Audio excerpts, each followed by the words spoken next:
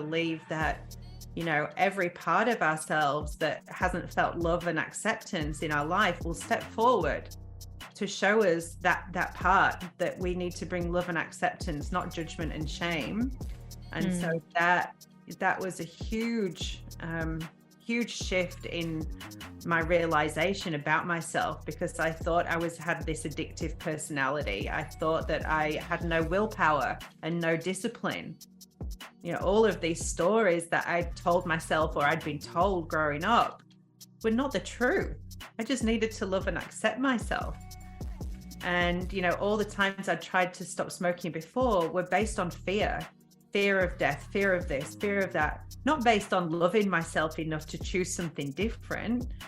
And so seeing that, choices, the choices you make are huge depending on what energy you make them from.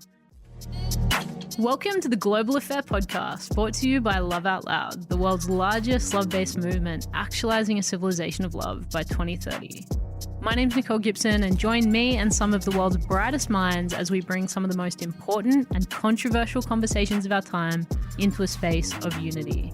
It's important to know that as your host, this isn't about my personal opinion or bias, but rather an opportunity to listen with love, honesty, curiosity, and reveal the true universal experience us humans have amongst the differences. So if you love the show, please let us know by giving us a rating and tell us how to make this conversation easier for other people to jump into as well. And with that, let's get it.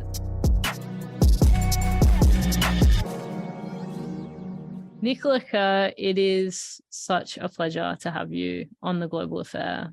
And just to give a bit of context around why I'm so excited to have our listeners hear your story, I want to share truly how inspired I am just seeing the visible transformation you've been through with this journey you've been on the past few months.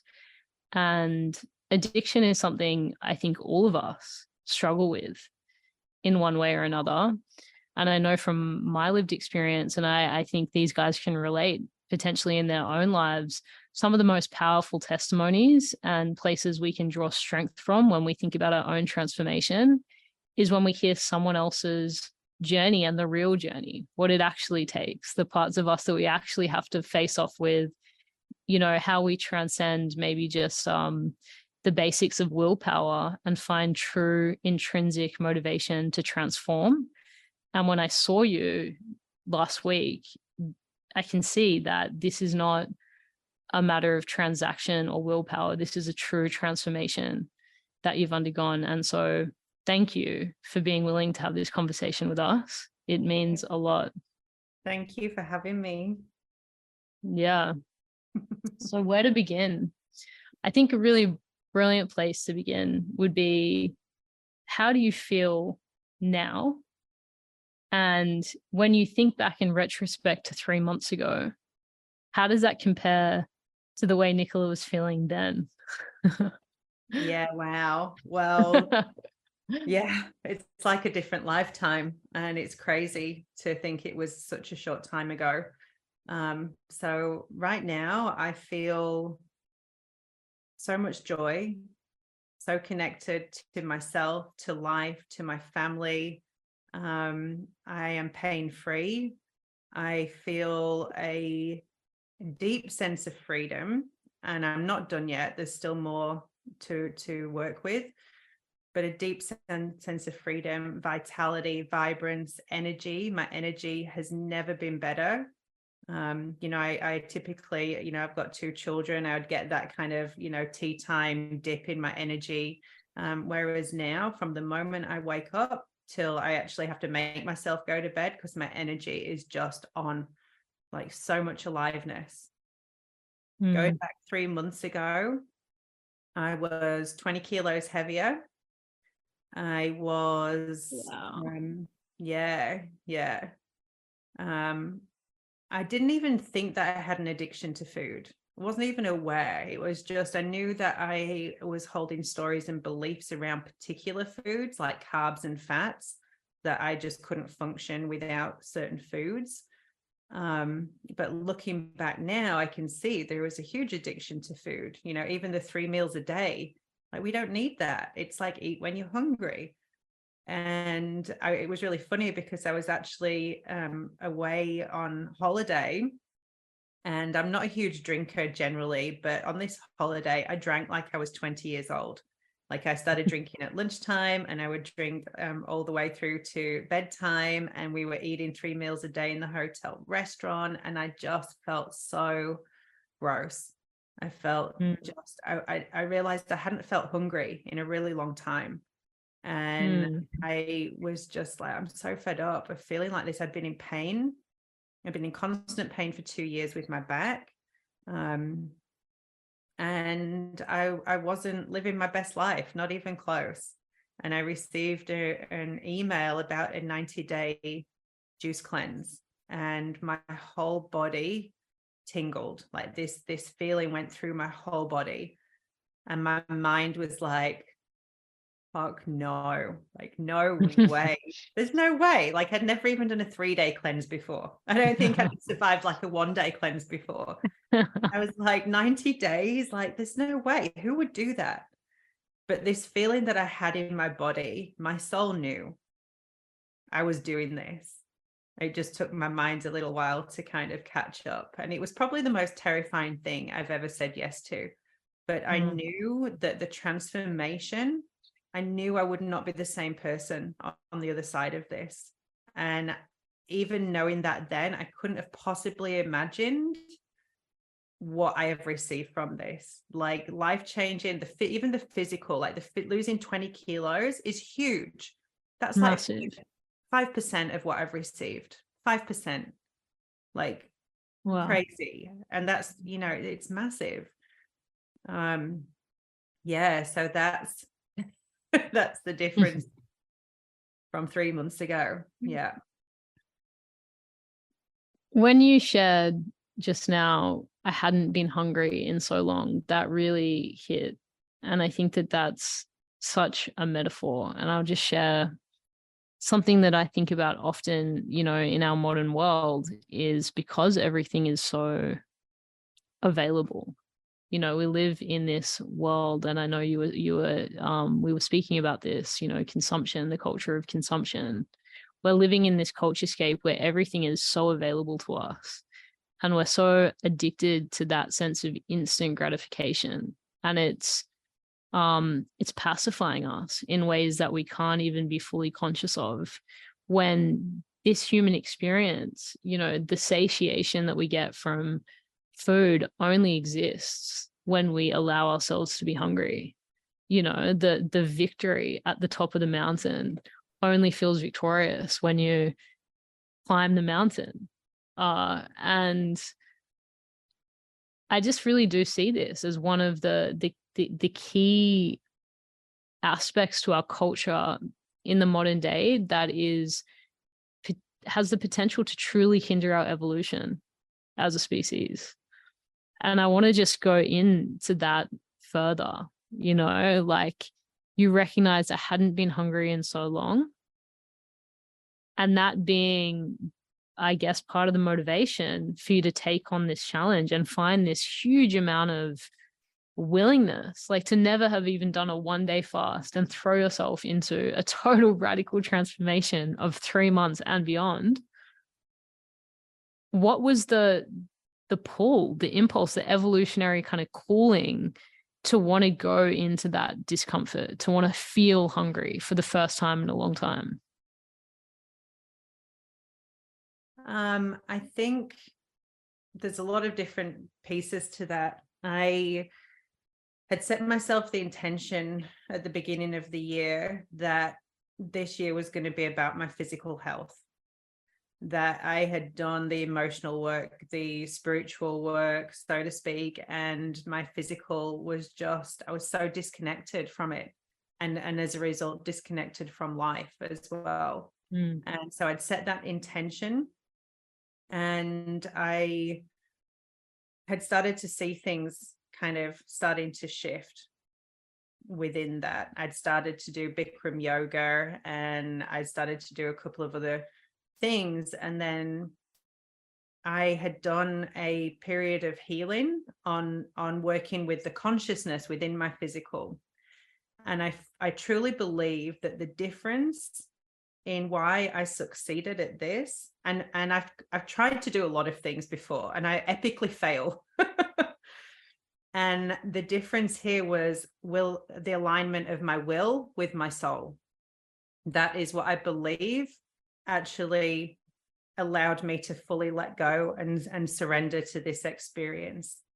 Mm. And every other time I've done anything or tried to do anything, not like this, but just in general, if my will and my soul are not aligned, it's like a battle that you're going in, so I do feel that is what allowed me to step into this, is the alignment with the soul.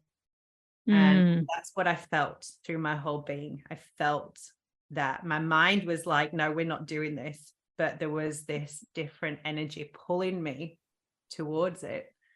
I don't know if that answers your question. I don't think it does. It totally does. What you're touching on, I think, is one of the deepest spiritual principles,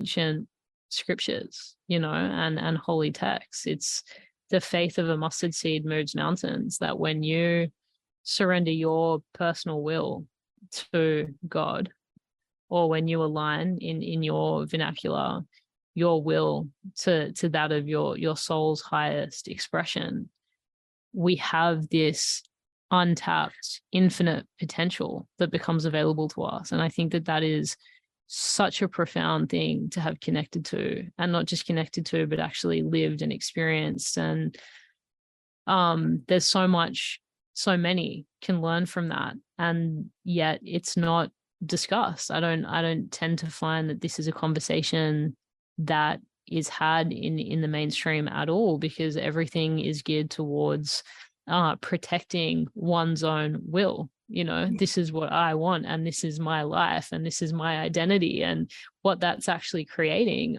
what I've noticed, at least in my work with humans, is the deeper we go into that attachment of identity and what we want, actually often it can be a version of golden handcuffs. We kind of become a slave to our attachments and a slave to our identity. And I'd love to hear just your reflections on when you made that decision, what started to then unravel thereafter around your relationship with what you had known to be true about yourself. Oh, wow. Yeah. Just start with the light questions. Yeah. Everything that I believed about myself, I isn't the absolute truth. Everything that I have seen play out has been either aspects of myself. So for example, when I smoked from being 13 years old, and it was my first addiction, and I've had a lot of addictions. So I would say I used to say I had the addictive personality. I was all or nothing. And so smoking was my longest addiction. It was my first addiction, and it was one of the last ones to go. And I had, in theory, tried everything, tried the patches, tried, cold turkey, all of the things. And I had a beautiful mentor, Joanna Rushton, and she said to me, you need to bring in the part of yourself that started smoking. You need to bring in your 13-year-old. And so we did a meditation where I called in that part of me, and I haven't connected with that part of me for a long time. And when she came out in this meditation, she was swinging, for me. She was so angry. Yeah. Oh, so angry. And it's like, what are you mad at me for? We hated everyone else. Why'd you hate me? Like, what did I do? And when I connected in with the consciousness that she was holding, the reason that she started smoking was she wanted love and acceptance and connection.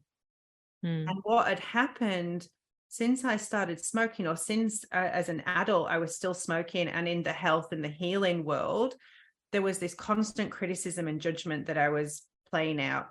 Every time I would smoke, I would shame her. You're an idiot. Why are you smoking? You're killing yourself. You're so weak. You can't stop. So this love and acceptance that she deeply desired, all she received from me was shame and, condemnation. And my teacher said to me, you need to accept your smoking. And I'm like, what? How can I accept something that I know is killing me? That makes no sense. And she goes, that's what acceptance is. And my brain was like, like, what? I don't understand. I will only accept the things I find acceptable. That is acceptance. Yeah. I accept it. And she said, okay, what you're going to do is every time you smoke, you are going to call in that 13-year-old and you're going to look at her and you're going to say, I love you. I accept you exactly as you are. If you want to smoke, you smoke. And I did that for 12 months and the desire to smoke disappeared. Wow. Acceptance commitment therapy. That was 2.5 years ago. And I have no desire to smoke. And I believe that, every part of ourselves that hasn't felt love and acceptance in our life will step forward to show us that part that we need to bring love and acceptance, not judgment and shame. And so that was a huge shift in my realization about myself, because I thought I had this addictive personality. I thought that I had no willpower and no discipline. All of these stories that I told myself or I'd been told growing up were not the truth. I just needed to love and accept myself. And, all the times I tried to stop smoking before were based on fear of death, fear of this, fear of that, not based on loving myself enough to choose something different. And so seeing that, choices, the choices you make are huge depending on what energy you make them from. Are you making a choice out of love or fear? And that changed everything. That changed how I saw myself, my life, and what was possible. Anything is possible. It's so brilliant, when we learn to marry the state in which we make choices, or the consciousness that we make choices from, with the choices themselves, because how many of us, kind of wear this badge of I'm doing the right thing, but where it's coming from is this place of resentment and, self-judgment or moral superiority, or, whatever it is. And it's not true. It's not genuine. And in that we still keep ourselves trapped. And I think as we elevate as a collective, through this evolution that we're going through at the moment, that's really at the core of what we're needing to realize, is that our state of being, is ultimately everything, that what we create is where we create from, and starting to really be honest with ourselves about that. And so in your journey from finally getting to this place where you had quit this addiction that you had been carrying for all of those years, at what point, did you recognize there's more to go here? The relationship I have with my body still isn't coming from this place of genuine self-love. Yeah. So when I gave up smoking, I also gave up caffeine as well. And so Brutal. yeah. I would have like one coffee a day, but I'd have like 12 cups of tea, English breakfast tea a day. So Wow. I had a lot. So I was 3 days in bed with migraines and shakes. Like, it was a big withdrawal. Nicotine and caffeine at the same time. That's gnarly. Yeah. Yeah. Just if we're going in, we're going in. Yeah, Nick, I can see a pattern here for sure. Yeah. All in. And I think it was probably about a year later, I was kind of patting myself on the back going, I'm addiction free. For the first time in my adult life, I'm addiction free. Like, and there was this little voice. Yeah. There was this little voice in the back of my mind going, no, you're not. No, you're not. You still have patterns with food. you still have addictions. Like I don't think there was a day in my life where I haven't gotten up, had a hot drink. So my hot drink had changed from coffee to tea to cacao, and a slice of toast with avocado or cashew cheese, right? That was one of the biggest patterns that I had. And especially with carbs as well, the pizza and the pasta and all the, that kind of food. And I knew that, my mom has, been on a journey since I was, 15 years old. Suddenly everything in my house became organic out of nowhere. And she's, she went on this massive health journey. And of course, being a teenager, I would rebel against that. But, she taught me that, living foods give life. Dead foods create death and disease. Like, it's real simple. When my kids were growing up, I used to say to them, food from the earth makes us healthy. Food from the factory makes us sick. Like, I had the knowledge, but I didn't have the embodiment of it. I didn't actually do it. So, I wasn't walking my talk. I would very easily give advice to people about what they should do for their health, what they should do to cure ... Like, I had the information, but this story that I was holding around, I don't have the discipline. And, just changing the word discipline to devotion, that was huge. Do I love myself enough?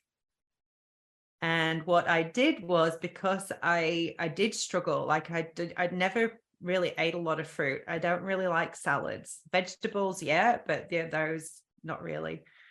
And so what I did was I surrendered it to God. I was like, I want to focus on my physical health.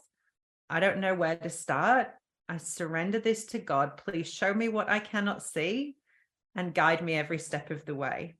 And every time I have done that, it's hold on to your hats, because bang, bang, bang, things happen so quickly. And it gets to the point where you just, like, you can't make this up. You cannot make it up. It happens. And every time I let go and surrender, that's where the magic is. And, to know that I'm on day 86 now of just liquids and vegetable broths is insane. Like, it's actually mind blowing. It actually doesn't feel real. And I have such a passion for life now, going back to that not feeling hunger. That hunger is there now, that hunger for life, that hunger for joy, that hunger to just live, in this state is like, it's such a beautiful gift. I love that. When we let ourselves be in that challenge, what it actually creates is this activation, this willingness, this aliveness to actually, fight for life and the beauty of life. And I think that is, ultimately life's natural expression. Life wants to live, the life force in us, the chi, the vata in us, it wants to express, that to me is what loving out loud is. It's the fullness of self-expression, like finding that divinity in us and getting to this place of actualization where we don't want to limit ourselves, and kind of placate and pacify ourselves and put ourselves in so much kind of comfort and gratification that we lose that drive and that motivation to really live and grow and expand and challenge ourselves. And I love so much that you've found that. Now, you said something super interesting, which was nothing I thought I knew about myself was absolute truth. And that is a really interesting concept in and of itself. How has your relationship to the idea of absolute truth transformed through this journey? There's something I'm saying a lot at the moment, and it is, I know nothing. It is that, and a wise man once said. Yeah. For so long, I really felt like I've got life figured out. it was getting boring, honestly. Like, yeah, I got it figured out. And I know, like, I have knowledge of certain things, and I feel like I get it. And it's like, no, you don't. You don't. There's no possible way that anyone can understand the intricacies of the universe, the journey of the soul, like what we're here to experience. And when you let go of that lower mind and needing to understand everything, it is this excitement, this possibility, this limitless potential of what is actually possible. Like, I've just got full body chills just saying that. Like, it's like, Yes. we can't even imagine what's possible when we step into that. So yeah, I know nothing, and it's amazing. Like, I don't need to know anything. I just need to trust and surrender and ask for that guidance and take that step, whatever that step is, and have the awareness to see what is playing out and ask the questions with curiosity rather than being attached to, you know, what story is playing out for you. Like, see the story playing out.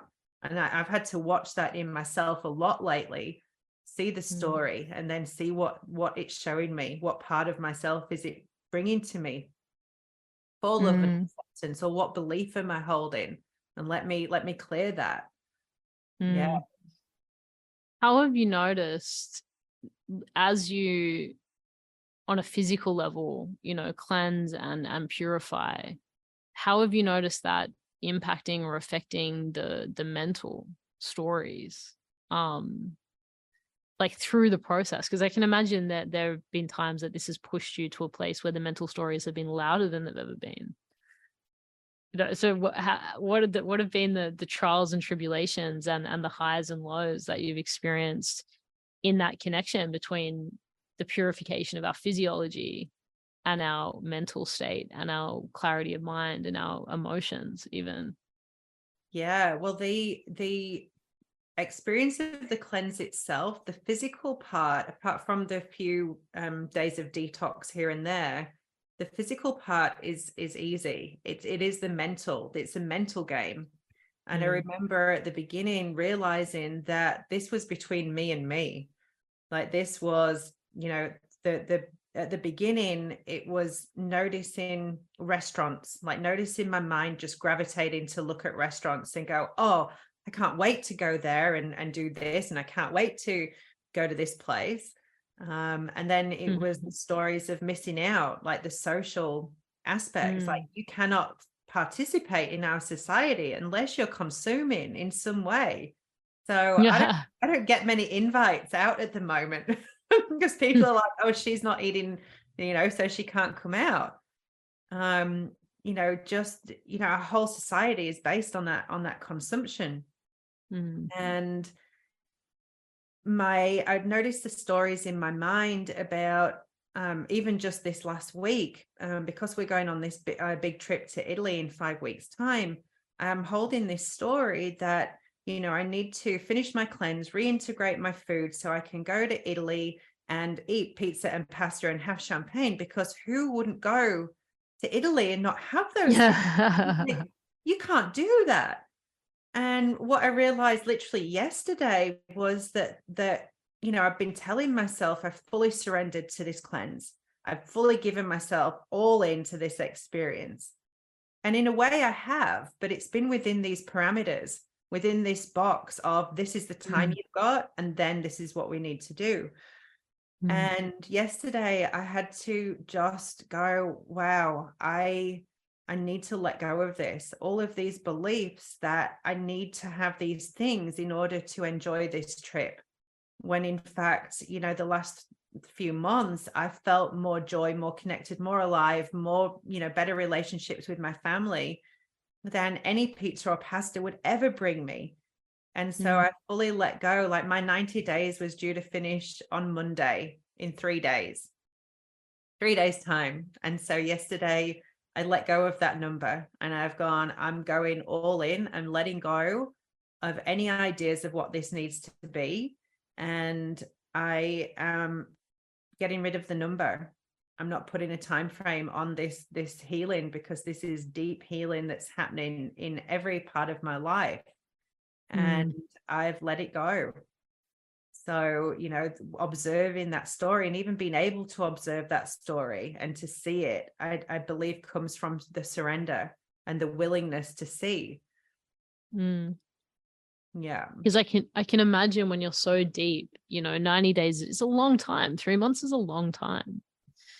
Like at what point do you know, when to start to transition and, reintegrate? And it's not so clear cut, I can imagine, because you're so in an experience, and that, like, I can assume that there would be this beautiful kind of invitation to be like, well, I don't know, like almost needing to surrender, like allowing that initiation to guide you into this kind of reintegration into a completely new life, I imagine, and a completely new version of Nicola on the other side of this.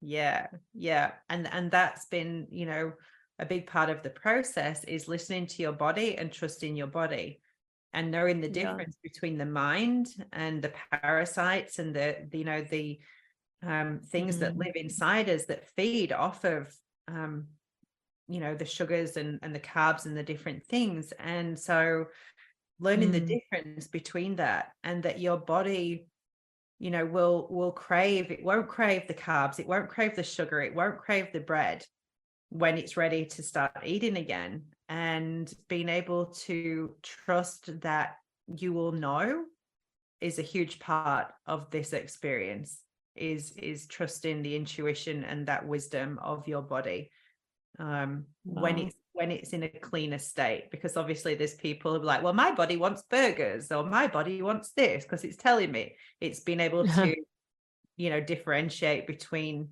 the body and the mind, and the cravings is very different. Yeah. That's so fascinating. So the kind of the positioning is when there's a complete transition to the point where there's no craving for any kind of artificial foods or dense foods or sugars, that's the sign. That Yeah. interesting. Yeah. So the body will you'll find that there'll be a certain fruit that you're drawn to, whether it's pineapple or orange or watermelon, to actually eat it. A desire to actually eat that fruit is your body telling you, okay, it's time now to start eating. But if there is a craving or a desire for anything artificial, it's not. That's parasitic, more than likely. Yeah.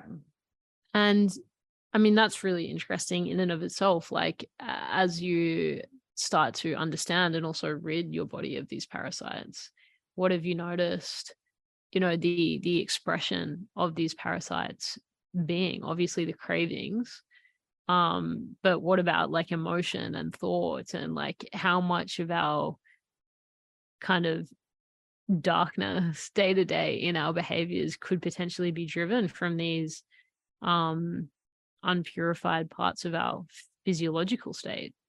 Yeah, I was actually blown away when I first experienced the parasites. So it was on day 17. I'd had no cravings. This whole cleanse, I've had no hunger at all, which was bizarre to me. Really? No hunger, yeah, and no cravings. And then at day 17, all of a sudden, I just had these intense cravings for junk food. And I'm like, whoa, like, where did that come from? Like, how is it 17 days and I'm only just having this? And my teacher had said that day 17 to 21 is when the first lots of parasites will start dying, and they will try to get you to eat. Yeah, they will be fighting to get you to feed them. And I was like, what? That desire that I felt wasn't me. Like, that was something else trying to get me to feed it. It was like, how is that so weird. How is it possible? And it was like fascinating to go, wow, they actually control our desires and what we think that we want. Like, it was mind blowing. And I think it was about it was a day or two before the cravings had fully gone. And then I can't remember what day it was, but I'd done a dry fast. It was my first dry fast, which is no liquids at all, no water, you're completely dry. And I'd never done a dry fast before. And the following day, so I think I did 36 hours total. So after 24 hours, when I got up in the morning, I'd gone to the bathroom and something felt a little weird. So I kind of had a look. We're supposed to take photos and send them to our teacher. And there was tapeworms in the bath, in the Whoa. toilet. And I Wow. was like, were they alive? no, they only come out when they're dead, because if they're Right. alive, they move back up the intestine. Right. Oh, Yeah, right. yeah. And I was like, oh my gosh, because the story goes, there's no tapeworms in Australia, as I've been told when I've mentioned Right. this. And I'm like, well, I saw that. And Crazy. yeah. And there was this, it's really hard to explain. There was this feeling I had through every cell of my body. Later that day, I was sitting in my car and I was like, I just feel so much joy. I just feel so alive. I literally felt all the cells in my body just alive and tingling. And I was like, wow, is this from the passing of the tapeworms? And there would have been parasites in there as well. And it felt literally like a dark passenger had left my body. Literally. Yeah. It's crazy. And how much do you feel like this sort of just negative thoughts, and what have you kind of discovered around the interconnectedness of our entire system?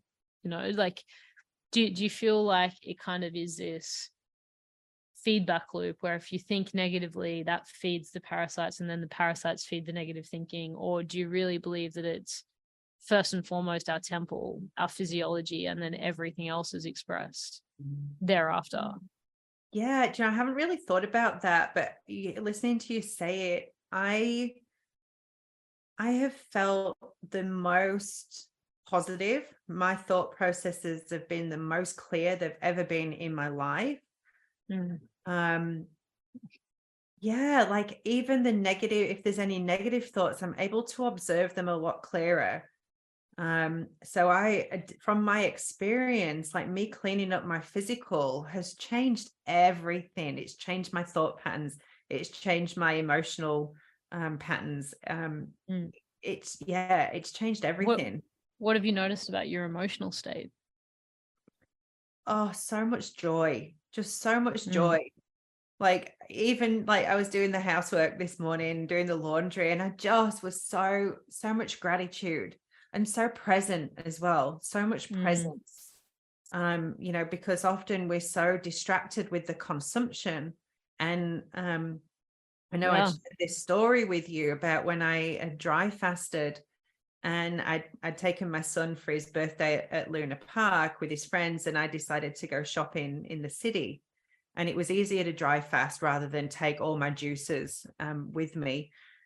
And I'm walking through the city, and when you're dry fasting, you're hyper aware. And I was walking through, and everywhere I could see was cafes, restaurants, people eating, people walking with food. And it was just bang, bang, bang, bang, bang everywhere. And I just felt this deep desire to consume. And I was walking through Martin Place, and there's like a tunneled area there at the moment where they're doing some work. And I was walking through this tunnel, and it was like an out of body moment where it was like, I have never felt better. My energy has never felt better. I do not desire for anything, yet there's this deep impulse to consume. Wow. And it was like I saw this program. It was like a full Matrix moment. Like I understood this. You and Neo. I understood that there's a consumption machine, but to actually feel that it's a psyop, that it's literally a mental program that is running us. It's wild. To actually feel it, and then to feel it within myself and go, that's not me, that's a program. And then to look out at the world and see everyone on this program everyone is part of this machine, and this machine is huge. It runs our whole society. Our whole society is based on consumption, and it's so not necessary. It's so not what we need. It's not what our bodies need. Wow. And it was a huge realization, like massive. Wow. That's just, I mean, you've just summarized it so beautifully. There's nothing that even needs to be added, but just if you're listening to this, really listen to this, that this awareness that our mental programming, is ultimately what is holding this consumption machine, this matrix in place. And when we reclaim, like, the word that keeps coming to my mind as you're sharing, Nicola, is sovereignty. Like, you've found a true sense of sovereignty, which is so beyond just, self-control, which I think is kind of the first step, like feeling that we can consciously choose our actions, that we have a sense of agency. But beyond that, to really get to this place where you're a sovereign being and a sovereign individual that isn't vulnerable anymore to the programming and the influences, which to free yourself of the matrix, is really no mean feat.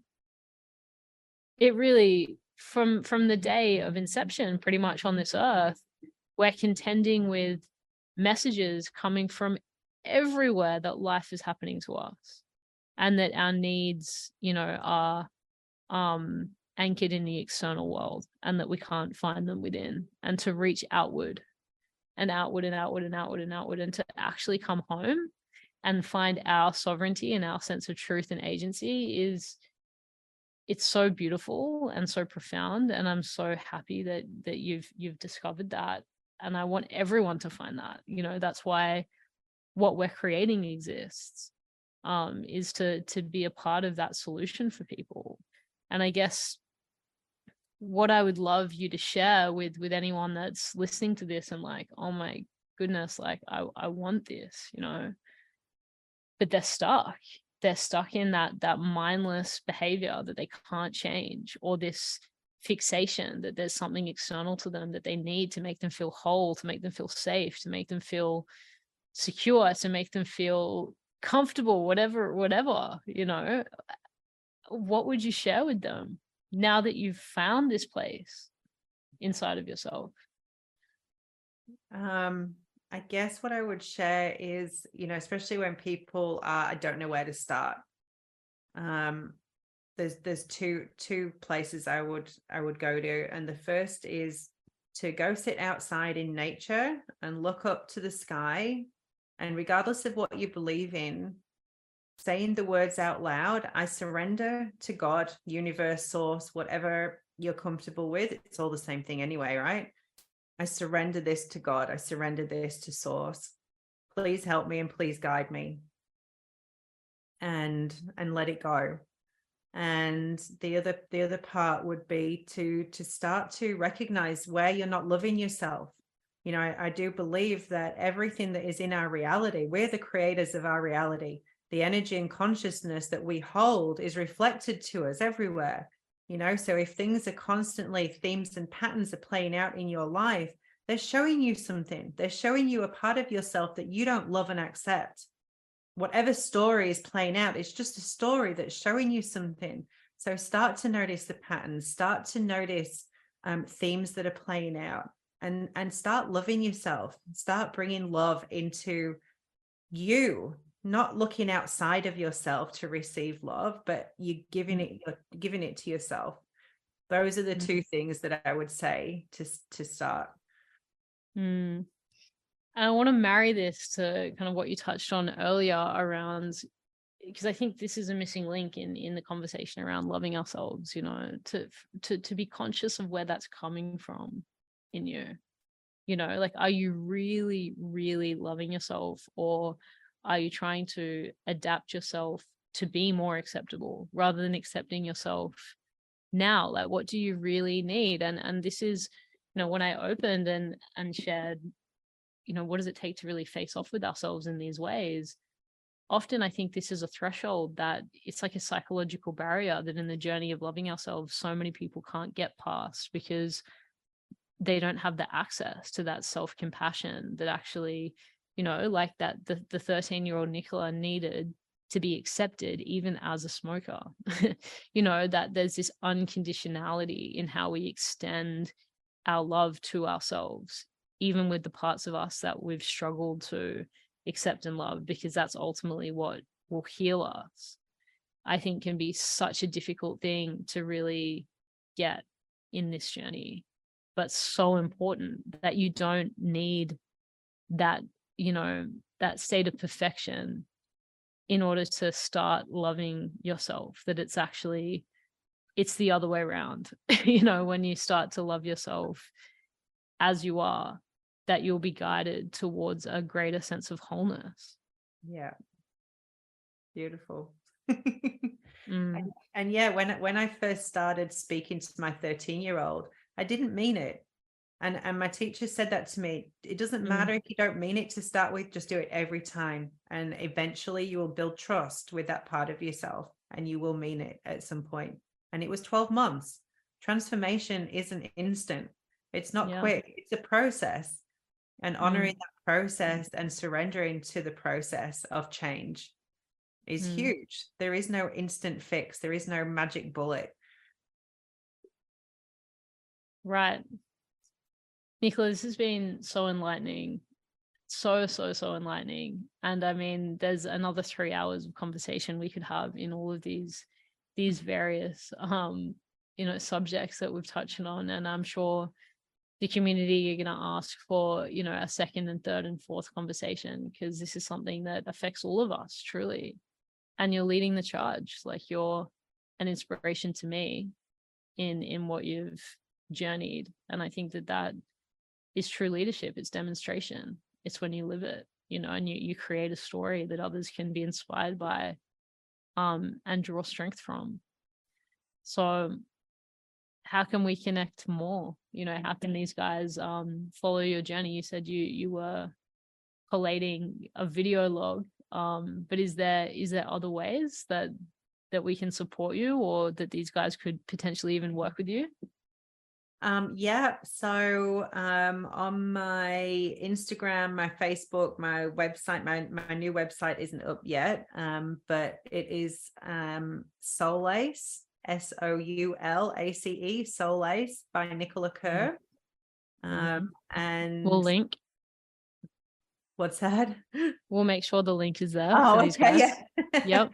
And yeah, there is healing work that I do, soul chart readings, all working with consciousness, and different aspects of that. So the links are all there in the link tree. And yeah, I'd love, I've done a video diary of my cleanse journey, which is all on YouTube and my Instagram, which goes from day one. And I'm so grateful that I did that, because looking back at that first day is just wild to know that it was February, I think February 12th is when I started.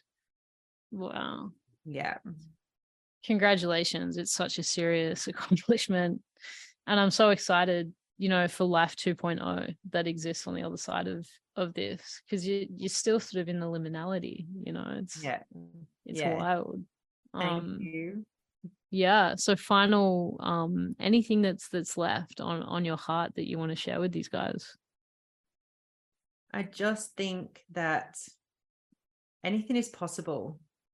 Anything is possible. And when we start to really believe that, it opens the door for what we are meant to step into, going from a smoking party girl who, was overweight for many years and held stories of, no discipline, addictive personality, can't do this, can't do that, to where I am today.